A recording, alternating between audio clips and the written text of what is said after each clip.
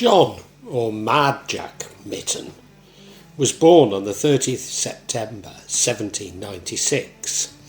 He was the son of another John Mytton and Sarah Harriet. His family had actually been landowners in Shropshire for over 500 years, but they moved to Halston Hall in Whittington in 1549. Halston Hall had originally been built by the Knights of St. John. His ancestor Thomas Mytton had been a staunch supporter of Richard III.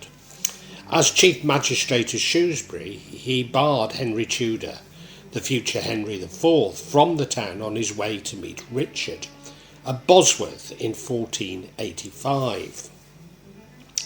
However, the general mood of the rest of the magistrates and inhabitants of the town was supportive of Henry, and after much discussion it was agreed to open the gates.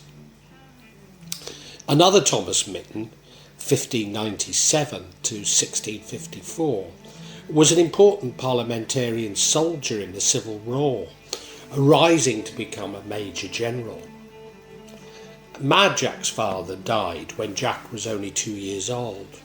Thus he inherited the family seat of Halston Hall, which was then valued at £60,000, a significant amount at the time. In addition, he received an annual income of £10,000 from rental and agricultural estates of more than 53,000 hectares at Dinas Mawddwy. John attended Westminster School, but was expelled after 1 year for fighting a master. When he went to Harrow School, but was expelled after just 3 terms. As a result, he was educated by private tutors, whom he tormented with practical jokes, including putting a horse in one tutor's bedroom. John was granted to entry to Trinity College in Cambridge, and he matriculated in January 1816 from Trinity College, although it is disputed that he ever took his place. Or maybe he did, because there are claims that he took with him 2,000 bottles of port to drink during his studies. He certainly was not awarded a degree, having found university life boring, and embarked on a grand tour instead. It is said that when he was advised that he should attend Oxford University, he said he would do so if he could read nothing but the racing calendar and the stud book.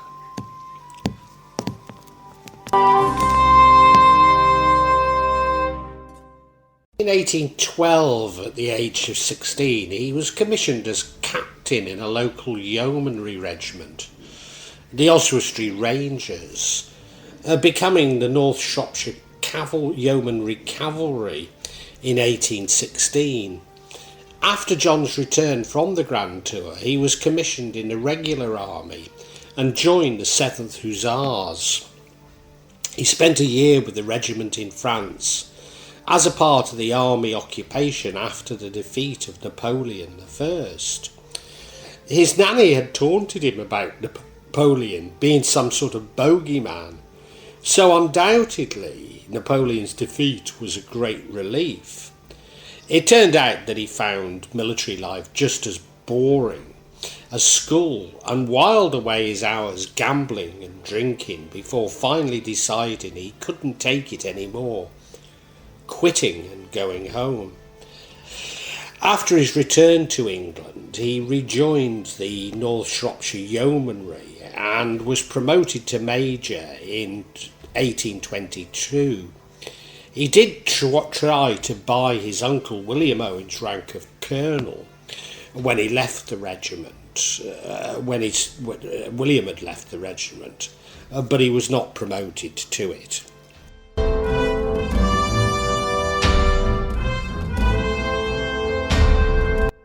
John returned to his country seat and took up duties of a squire, prior to gaining his full inheritance at the age of 21.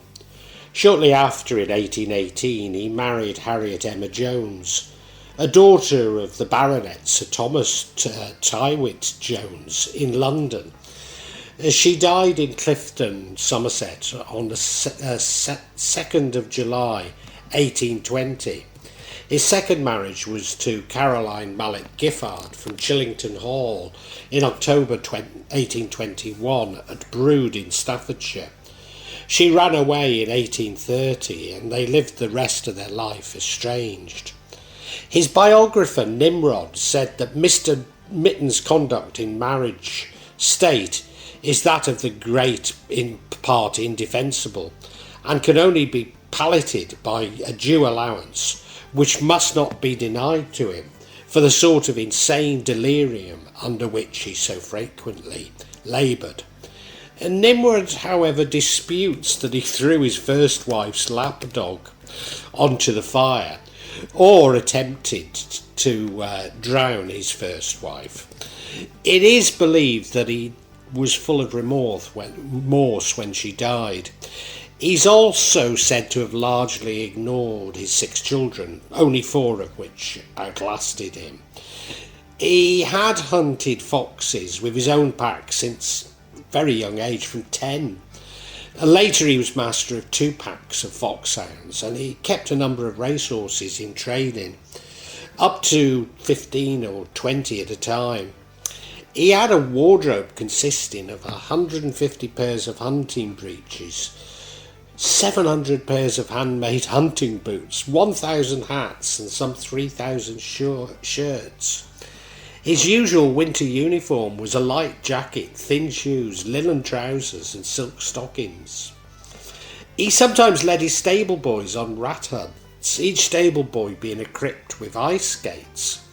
On one occasion he is said to have crossed over a frozen surface, stark naked in pursuit of ducks he wanted to shoot. He's said to have even continued hunting despite having broken his ribs during an accident. John kept numerous pets, including 2,000 dogs, his favourites of whom he fed on steak and champagne. He enjoyed dog fights and bred dogs for this. He was even seen having fights with bulldogs and mastiffs, and even bit them to train them up. He also kept over 60 finely costumed cats. Once he picked a fight with a Shropshire miner who disturbed his hunts, and the bare-knuckle fight lasted some 20 rounds before the miner finally gave up exhausted. His favourite horse, Baronet, lived inside Halston Hall and lay in front of the fire with John. He also held contests for the local children at Dinas Mawddwy, giving prize money to those who rolled down Mold Dinas.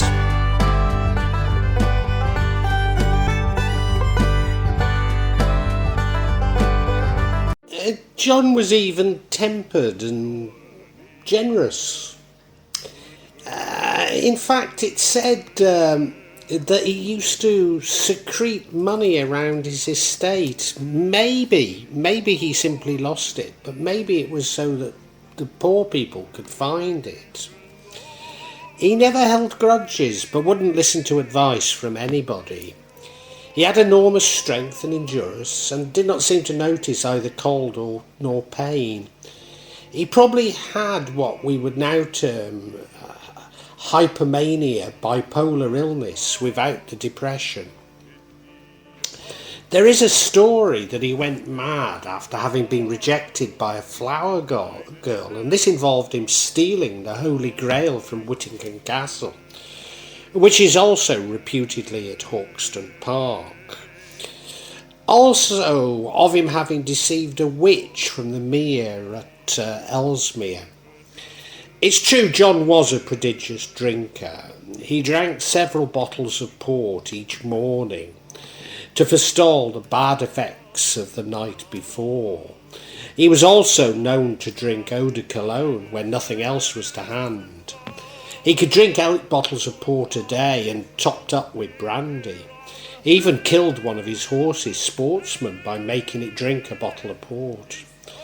One evening, out for a stroll after dinner, Mytton met a beggar on his estate. He swapped clothes with the beggar and returned to the house, where the disguised squire asked his servants for charity, only to be given a bit of dregs. When he objected, the butler and the two manservants attempted to mishandle him, but he knocked them down and they set the dogs on him. Mad Jack Mytton rode into the dinner party in his drawing room on his pet bear. He was dressed in a full hunting outfit, including spurs, with which he pricked the bear. Angered, the bear promptly and understandably turned round and bit his leg right through. Apparently, he bought the bear along with a monkey from a passing zoo. He also put this bear in bed with Georgie Underhill, a drunken horse dealer, and two bulldogs.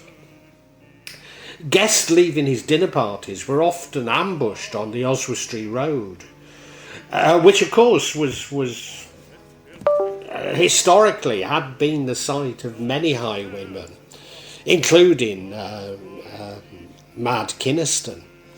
Mad Jack disguised himself as a highwayman, complete with blazing pistols. It's said that, not content with terrifying his guests, when the parson and doctor took to their heels, Mad Jack chased them all the way to Oswestry. He's said to have driven his carriage at high speed whilst trying out a new horse in tandem, that is, one horse in front of another, which does require great skill. Mytton asked a horse dealer if he thought the horse was a good timber jumper, a requisite for horses in a hunt across the country.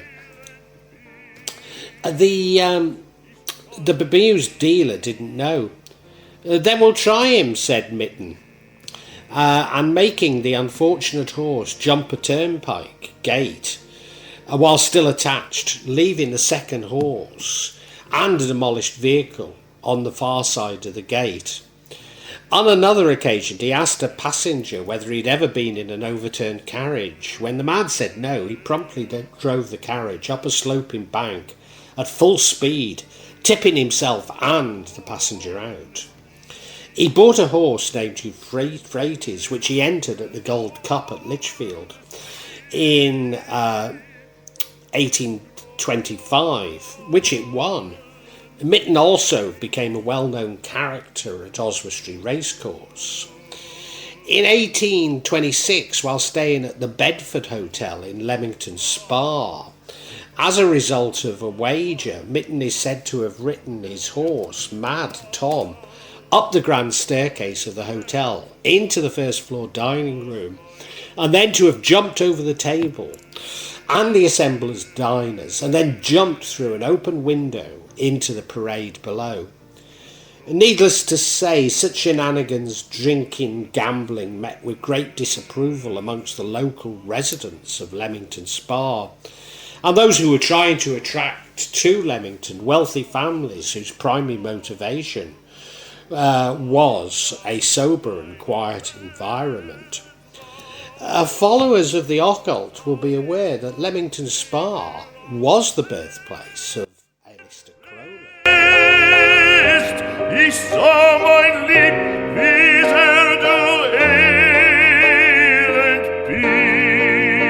In 1819, following a family tradition, he stood for the Shrewsbury parliamentary seat as a Tory. He secured his seat by spending £10,000 in offering voters £10 notes. What a refreshing change to today, where MPs expect constituents and their companies to pay them. He only spent 30 minutes in the House of Commons in June 1819, such honesty making him suitable for politics, and in 1820 he declined to stand at the next election. He did, however, have a change of heart in 1831, this time for one of the two Shropshire seats and as a Whig candidate. He withdrew on the fifth day of the poll and came bottom with 376 votes. He also served as the High Sheriff of Merioneth from 1821 to 22, High Sheriff of Shropshire from 1823 to 24, and Mayor of Oswestry for 1824 and 25, and as Treasurer of the Salop Infirmary at Shrewsbury in 1822.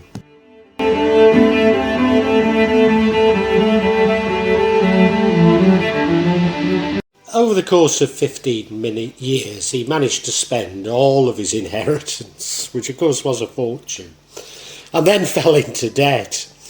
In 1821, he sold his estate at Dinas Mawddwy to John Bird and fled to Calais to avoid his creditors. He met an attractive 20-year-old woman named Susan on Westminster Bridge and offered £500 a year to be his companion. She accompanied him to France and stayed with him. During his stay in Calais, he tried to cure his hiccups by setting his shirt on fire. "Damn this hiccup," said Mad Jack as he stood undressed on the floor, apparently in the act of getting into bed. "But I'll frighten it away." So he seized a lighted candle, applied it to the tail of his shirt, and it being cotton, he was instantly enveloped in flames. A fellow guest and Mytton servants beat out the flames.